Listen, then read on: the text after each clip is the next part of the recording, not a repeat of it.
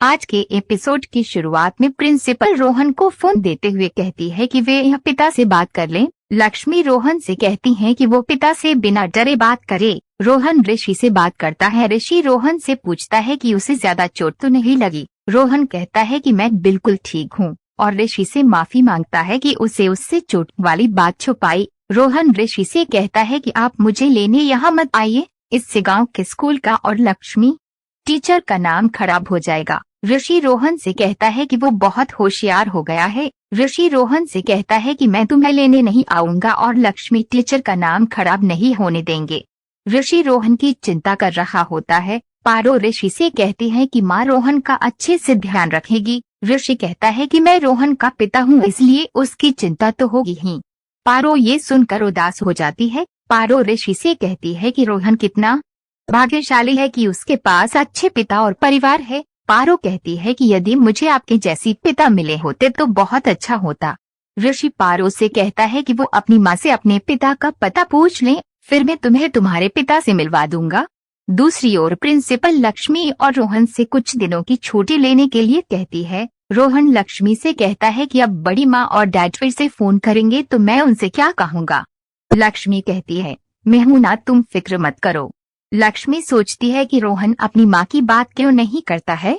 पारो ऋषि के घर पहुंच जाती है। अनुष्का पारो से कहती है कि तुम वापस क्यों आई। दादी अनुष्का से बोलती है कि वे क्या बोल रही है।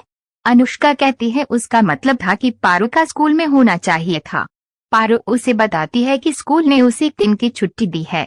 ऋषि पारो के बारे में सोच रहा होता है। तभी आयुष वहां आता है। वह ऋषि से पूछता है कि वे क्या सोच रहा है। ऋषि आयुष को बताता है कि पारो को उसके पिता का प्यार नहीं मिला। पारो अनुष्का को बताती है कि वे शहर के स्कूल इसलिए आए हैं कि उसे शहरी लोगों की जिंदगी के बारे में पता चले और वे अभी शहरी लोगों के घर में ही रह रही है, इसलिए वे यहाँ से सब सीख लेगी। अनुष्का कहती है कि पारो तुम अभी बच्ची हो लेकिन तुम्हारी बातें बड़ों की तरह होती है। पारो बताती है कि गाँव में सब उसे बड़ी दादी कहकर बुलाते हैं।